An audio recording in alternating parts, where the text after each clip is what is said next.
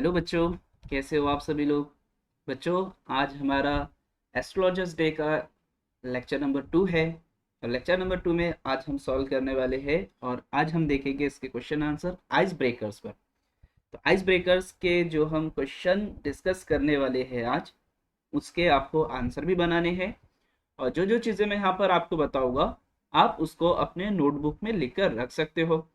और यही सारी चीज़ें होती है जो आपको एग्जाम में भी परफॉर्म करनी होती है। तो बच्चों, मैंने आप लोगों को बताया था आइस ब्रेकर्स और ब्रेनस्टॉर्मिंग, ये आपके बहुत इंपॉर्टेंट टॉपिक्स है। तो आप इसकी नोट्स अपने पास में बना सकते हो।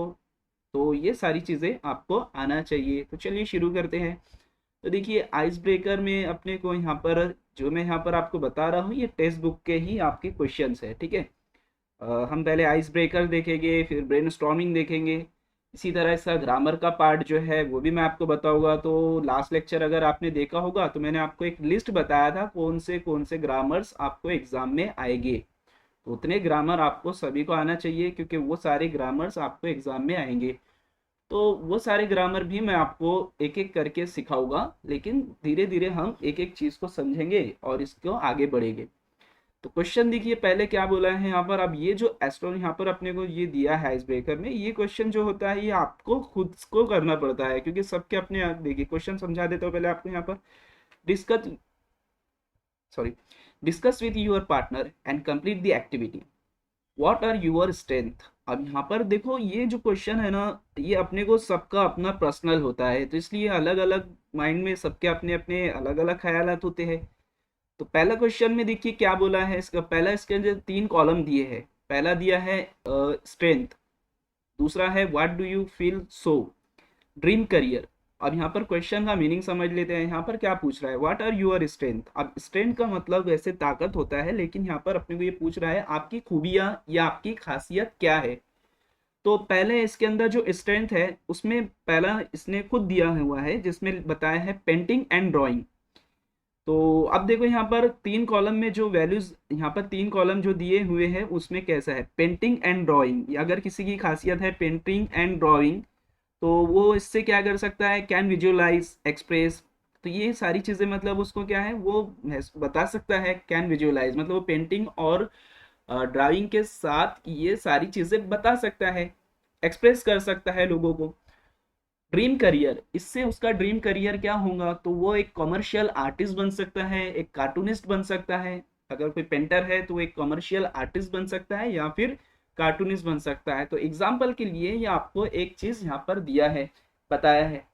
अब अपने को 3 चीजें यहाँ पर अपने को अपने हिसाब से रखना होगा। अब जैसे मैंने आपको बताया हूँ कि अलग अलग बच्चों के अलग अलग ख्याल होते हैं, सभी अपने अपने माइंड में फिक्स कर रखते हैं कि उनको क्या करना है। तो यहाँ पर कुछ हम एग्जांपल इसके लेंगे। तो ये जो है क्वेश्चन सबका सेम नहीं रहेगा, डिफरेंट डिफरेंट हो सकता है, लेकिन मैंने इसका एक आंसर पहले बना रखा हूँ ताकि आप लोगों को इसका आंसर देते आना चाहिए। तो देखिए, ये है इसका आंसर, मैंने इधर ले रखा हूँ पहले से। मैं इसको ऊपर ले लेता हूँ यहाँ पर। बच्चों देखो, इसके अंदर मैंने इसके आंसर लिख रखा हो ताकि आपको ये सारी चीज़ें क्लियर हो जाए। तो इसमें आप देखोगे अगर, तो पहला वाला मैंने इसके अंदर लिखा हूँ सिंगिंग। अब ये जैसा अगर किसी का मान लीजिए कोई सिंगर है या सिंगिंग किसी को पसंद है, उसकी स्ट्रेंथ है सिंगिंग, यानी उसकी खासियत है सिंगिंग, वो गाना बहुत अच्छा गाता है। तो what do you feel so में क्या लिख देंगे हम यहाँ पर, तो स्वीट एंड मॉड्यूलेटिव। ठीक है, वो कैसा है, बहुत अच्छा गाता है, आवाज़ भी बहुत अच्छी है उसकी और अच्छा गाता है। तो उसका ड्रीम करियर क्या हो सकता है, अगर वो अच्छा गाता है, अच्छा उसका आवाज़ भी बहुत अच्छी है, सारी चीज़ें है उसके पास में, तो फिर उसका ड्रीम करियर क्या हो सकता है, वो सिंगर बनेगा। ये हो गया इसका इसका थर्ड कॉलम में आंसर। अब देखिए, इसके अंदर मैंने लिखा हूँ यहाँ पर डांसिंग एंड एक्टिंग। अब कोई किसी को डांसिंग पसंद है, कोई डांसिंग पसंद है, उसको एक्टिंग भी पसंद है, मतलब वो डांसिंग भी करता है एक्टिंग भी करता है। तो उसका जो यहाँ पर कॉलम में लिखेंगे हमने इस why do you feel so, तो उसमें आएगा एक्सप्रेसिव। ठीक है, यहाँ पर वो अच्छा एक्सप्रेस कर सकता है उसको। तीसरा है इसके अंदर ड्रीम करियर। तो अब अगर वो व्यक्ति डांसिंग पसंद है उसको और वो डांसिंग या एक्टिंग कर रहा है, तो आगे जाके ड्रीम करियर क्या हो सकता है उसका, वो डांसर बन सकता है या फिर एक्टर बन सकता है। इसी तरह लास्ट यहाँ पर जो हमने लिया है वो है कुकिंग। अब किसी को कुकिंग बहुत पसंद है, किसी को खाना बनाना बहुत पसंद है, तो वो खाना बनाना अगर उसको पसंद है तो वो इसमें क्या कर सकता है, तो खाना बनाना अगर किसी को पसंद है तो वो इंजॉय मेकिंग फूड, अच्छा अच्छा खाना बना सकता है। Why do you feel so में हम क्या लिखेंगे यहाँ पर, इंजॉय मेकिंग फूड, मतलब वो अच्छे अच्छे खाने बना सकता है। और उसका ड्रीम करियर क्या हो सकता है, तो एक अच्छा शेफ बनेगा। आपने देखा होगा होटल्स में बड़े बड़े शेफ्स होते हैं जो बेहतरीन अच्छे अच्छे खाने बनाते हैं, तो उन्हें हम शेप्स कहते हैं। तो बच्चों ये है ये वाला कॉलम जिसमें हमने इसको सॉल्व, मतलब इसको हमने यहाँ पर लिखा है। तो ये जो हमने यहाँ पर सारी चीज़ें ली हैं, आप लोगों को ये अपने नोटबुक में लिखना है। तो ये वाली जो वैल्यूज के यहाँ पर आप कॉलम में जो हमने लिखा है, ये सब कुछ देख रहे हो आप लोग, तो ये आपको अपने नोटबुक में सभी को लिखना है। जैसे पहले में अब देखो सब ज़रूरी नहीं है कि सबका ऐसा ही आएगा, डिफरेंट डिफरेंट मैंने पहले बताया, सब स्टूडेंट्स के अपने अपने हो सकते हैं। तो ये वाला पहले, दूसरा अगर कोई ये लिख रहा है, तीसरा ये लिख रहा है, तो ये सारी चीज़ें हैं जो आप लिख सकते हो। ठीक है, तो आप इसको यहाँ पर पॉज करके आप ये सारी चीज़ें अपने पास में लिख लीजिए। मैं इसको नीचे ले लेता हूँ।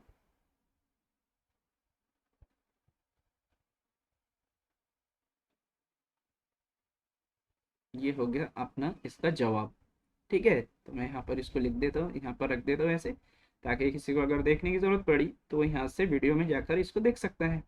ठीक है बच्चों, ये हो गया आपका पहला। मैंने यहाँ पर इसको पेस्ट कर दिया इसके ऊपर, ताकि आपको जब भी ज़रूरत पड़ी तो आप इसके ऊपर से ही डायरेक्ट देख कर लिख सकते हो। आप अपने अपने हिसाब से अपने अपने आंसर भी बना सकते हो, कोई प्रॉब्लम नहीं है। ठीक है, चलो आगे बढ़ते हैं नेक्स्ट क्वेश्चन की तरफ। नेक्स्ट क्वेश्चन में अपने को क्या दिया हुआ है देखते हैं।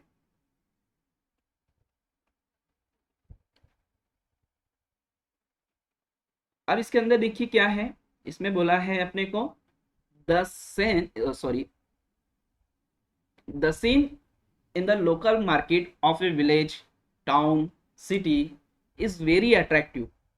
People with different occupations sell their wares. Discuss with your partner the variety of activities at the local market. क्या मतलब है इसका, क्वेश्चन का मीनिंग समझ लीजिए।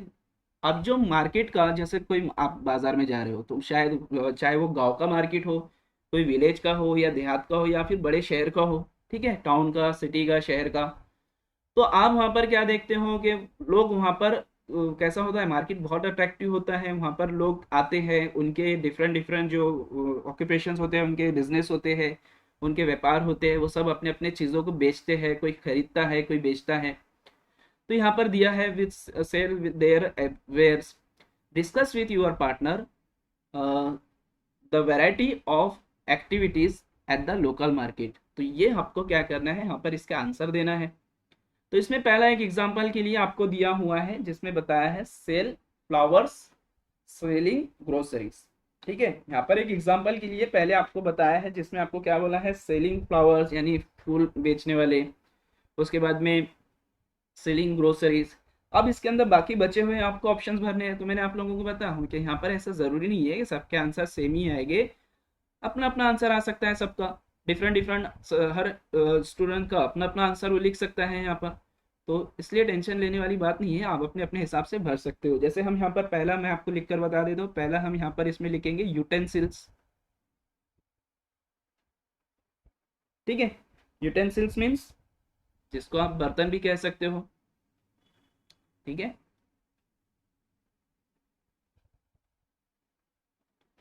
हमने यहाँ इसके अंदर आंसर लिखा है इसका यूटेंसिल्स, आप अपने नोटबुक में अच्छे से लिख सकते हो इसको। तीसरे में आप यहाँ पर लिख सकते हो टॉयज। ठीक है, जो लोग आए हैं बेचने के लिए मार्केट में, वो क्या बेच रहे हैं, तो यहाँ पर आपको बताना है टॉयज है। उसके बाद में चौथा ऑप्शन हम यहाँ लिख सकते हैं क्लॉथ्स, कपड़े बेचने वाले। फिर उसके बाद में जो लास्ट वाला है इसका, उसमें लिख सकते हैं हम फुटवियर।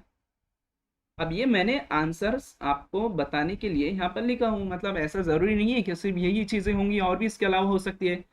आप अपने हिसाब से जो आपको दिखता है मार्केट में, आप वो सारी चीज़ें यहाँ पर लिख सकते हो। ठीक है, ये हो गया इसका आंसर। आगे बढ़ते हैं नेक्स्ट क्वेश्चन की तरफ। नेक्स्ट क्वेश्चन में देखिए क्या किया है, नेक्स्ट क्वेश्चन में क्या बोला है, समझ लेते हैं क्वेश्चन को। In a village, town, city, it is quite a common sight of this, sorry, मैं थोड़ा इसको जूम कर लेता हूँ ताकि आप लोगों को सारी चीज़ें क्लियर और अच्छे से दिखाई दे। ठीक, देखिए वापस से क्वेश्चन बता देता हूँ आप लोगों को। In a village, town, city, it is quite common sight to see an astrologer sitting by the road side with his professional equipment. अब यहाँ पर क्या बोला है, जब हम रास्ते से चल रहे हैं किसी देहात में, अब मार्केट में जब हम चल रहे हैं देहात में या फिर शहर में, तो हम देखते हैं कि एक एस्ट्रोलॉजर जो रास्ते पर बैठा हुआ है। एस्ट्रोलॉजर मीन्स जो भविष्य देखने वाला ज्योतिषी जिसको हम कहेंगे, रास्ते पर बैठा हुआ है। तो आपको पूछा है, और वो जो बैठा हुआ है उसके प्रोफेशनल जो इक्विपमेंट है, उसके जो जिनके जरिए से वो क्या करता है, भविष्य बताता है लोगों का, वो उसके इक्विपमेंट क्या क्या है, वो आपको क्या करना है यहाँ पर डिस्कस करना है। तो बोला है discuss with your partner and list the required equipment for his trade. उसके व्यापार के लिए उसको जो चीज़ों की ज़रूरत होती है वो उसकी लिस्ट बनाइए। तो पहला एग्जाम्पल तो उसने यहाँ पर दिया है जिसमें बोला है पैरोट्स, कॉमा कार्ड्स, इटीसी। आपने देखा होगा कि उसके पास में क्या होता है, उसके पास होता है एक तोता। बहुत सारे लोग होते हैं जिनके पास में जो भविष्य देखने वाले होते हैं, जो आते हैं, आपने देखा होगा आपके घर पर भी आते हैं बहुत सारे लोग, गली में आते हैं, मोहल्ले में आते हैं या बाजार में दिखाई देते हैं, तो उनके पास एक तोता होता है। उनके पास में कार्ड्स होते हैं, जो पत्ते हम यूज़ करते हैं उनके पास में कार्ड्स होते हैं, वो उसका भी इस्तेमाल करके क्या करते हैं, भविष्य बताते हैं। अब यहाँ पर दो तीन चार पांच जो ऑप्शंस दिए वो खाली है, इसमें अपने को डालना है कि भाई उसके पास में क्या क्या होता है और क्या क्या आप इसके अंदर फील कर सकते हो। तो मैं यहाँ पर आपको बता देता हूँ, इसका भी आंसर मैंने बना रखा हूँ।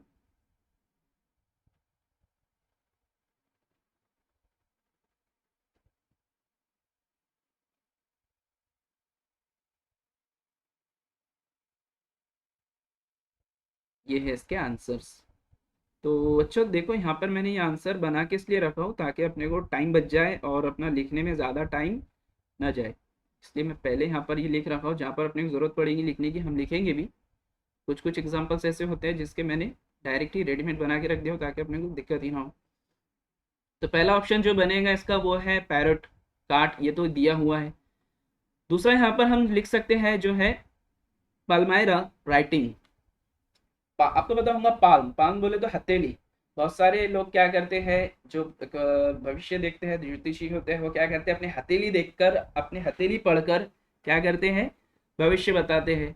आपकी जैसे कि आपने देखा होगा हाथों की लकीरें देखते हैं और बताते हैं कि आपके भविष्य में ऐसा है, आपके पास में पैसा आने वाला है, आपके पास में पैसा टिकता नहीं है। इस तरीके से अलग अलग तरीके से भविष्य बताते हैं।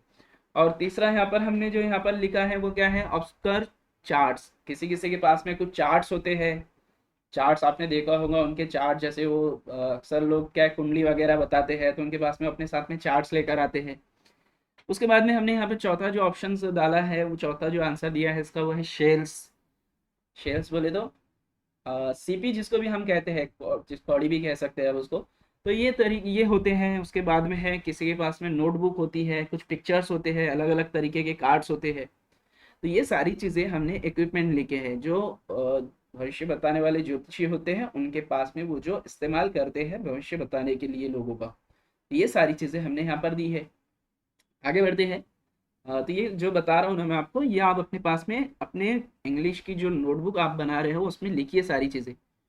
इस तरीके से आपके पास में कैसा है, आंसर बन जाएंगे। और ये चैनल को, इसके ऊपर लेक्चर्स अपलोड करने का मकसद मेरा यही है कि आपको इंग्लिश के, क्योंकि बहुत सारे बच्चे हैं जिनको इंग्लिश में डाउट है, बहुत सारे बच्चे हैं जिनके पास में आंसर नहीं है, टेक्स्ट बुक तो है लेकिन आंसर नहीं है। तो मैं इसलिए टेक्स्ट बुक के ऊपर समझा रहा हूँ क्योंकि टेक्स्ट बुक बच्चों के पास में है लेकिन वो सारी ब्लैंक है, उसके अंदर कुछ भी जो जितने भी आंसर्स है किसी के पास नहीं है।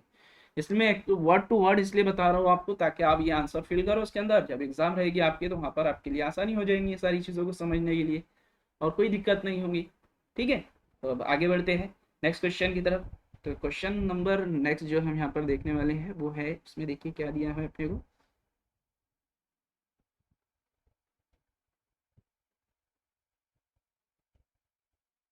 अब आ जाते हैं हम नेक्स्ट क्वेश्चन की तरफ, जिसमें अपने को बोला है there are certain unreasonable sorry there are certain unreasonable beliefs among people living in our society.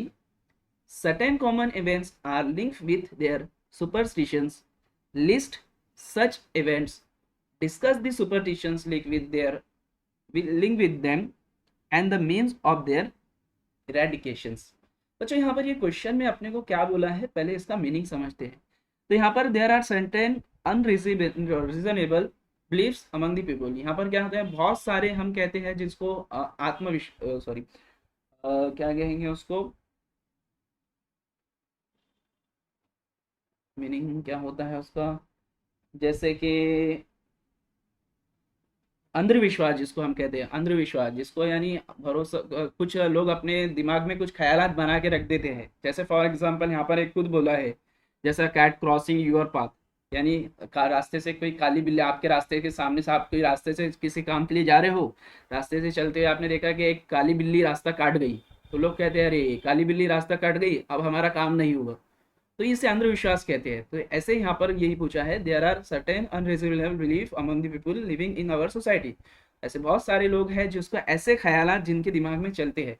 तो certain common events are link with the superposition. अब यहाँ पर कुछ कॉमन इवेंट्स है, इवेंट्स कौन से है, उनके अंधविश्वास, सुपरपोजिशन बोले तो सुपरस्टिशन, बोले तो सुपरस्टिशन, बोले तो अंधविश्वास।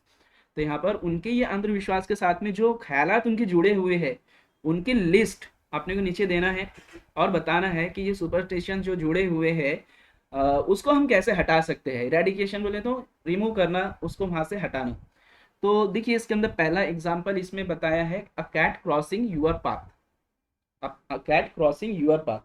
तो अब यहाँ पर मैंने इसका, यहाँ पर जो है इसका तो एग्जांपल, अब कैट क्रॉसिंग यूर पाथ, तो इससे क्या कौन सा जुड़ा हुआ है, अगर काली बिल्ली रास्ते से गुजर गई तो इसके साथ में हम क्या जोड़ देते हैं, हम मीन्स जो ख्यालात वाले लोग होते हैं जिसको अंधविश्वास होती है, सारी बातों पर यकीन होता है कि ऐसा हो जाएगा तो इस तरीके से हो जाएगा, तो वो लोग क्या जोड़ते हैं, अगर आपके रास्ते से काली बिल्ली चली गई तो आप कहते हैं कि भाई आप तो, आप तुम्हारा काम नहीं होने वाला, या कुछ आप जिस काम के लिए जा रहे हो आपके सामने से बिल्ली चले गई, या वो काम में तुम्हारा नहीं होने वाला, कुछ परेशानी आ जाएगी, तो ऐसा ख्यालात होते हैं।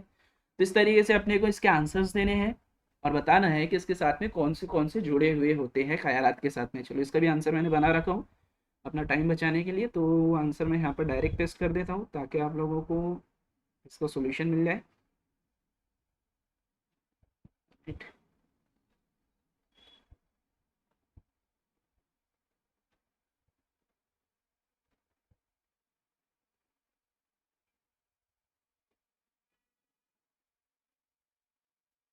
देखिए बच्चों ये है आंसर्स।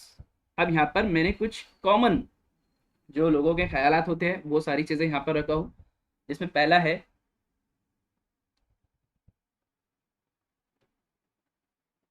मैं बराबर सेट कर देता। देखिए पहला जो हमने लिया है इसके अंदर वो तो दिया हुआ ही है, दूसरे वाला लिया है ब्रेकिंग मिरर। यानी अगर कभी आपने देखा होगा कोई कहता है अरे आईना टूट गया, हम तो नहीं कहते हैं लेकिन अक्सर लोग जो पुराने ख्यालात वाले होते हैं, अरे आईना टूट गया मतलब अब 7 साल अपने खराब लग, किस्मत अच्छी नहीं रहेगी। कोई भी काम करने से पहले, या आईना टूट गया तो आईना टूटने को अपशगुन मानते हैं, तो 7 साल तक ही अपना बैड लक चलेगा, ये कहते हैं। दूसरा क्या है यहाँ पर, तीसरा जो लिखा है गिफ्टिंग हैंकाचीफ्स, किसी को रुमाल गिफ्ट करना, किसी को जो हम कहते हैं ना दस्ती वगैरह, ये रुमाल इस तरीके से हैंकाचीफ्स गिफ्ट करना, तो उससे क्या होती है, झगड़ा होता है, दुश्मनी आती है या झगड़ा होता है। तो ये ख्यालात है लोगों के कि भाई इसको देना नहीं चाहिए, गिफ्ट नहीं करना चाहिए हैंकाचीफ किसी को, उससे क्या होता है, झगड़े फसाद होते हैं, लड़ाई झगड़ा होता है। तो ये ख्यालात है लोगों के जुड़े हुए इसके साथ में। उसके बाद में क्या है कि बोरोइंग ऑयल आयरन आर्टिकल्स।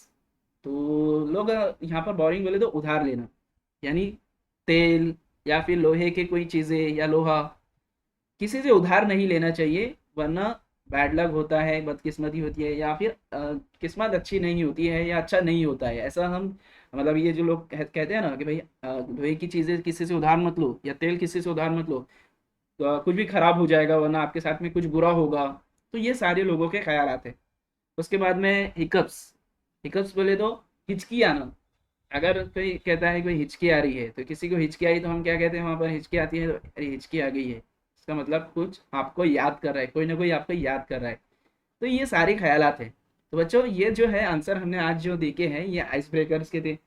अब इसके बाद में हम, अभी तो हमने आइस ब्रेकर्स ही सॉल्व किया है, ब्रेन स्टॉर्मिंग रहेगा तो वो नेक्स्ट लेक्चर में मैं आपको बताऊंगा। तो आपको करना क्या है, ये जो मैं सारी चीज़ें आपको सिखा रहा हूँ, यहाँ पर आपको जो बता रहा हूँ, आप क्या कीजिए उसके लिए एक प्रॉपर नोट्स बनाइए, आंसर लिखिए, या फिर आपकी टेक्स्ट बुक, अगर आपके पास में टेक्स्ट बुक है इंग्लिश की तो उसमें पेंसिल से ये सारी चीज़ें लिख कर रखिए।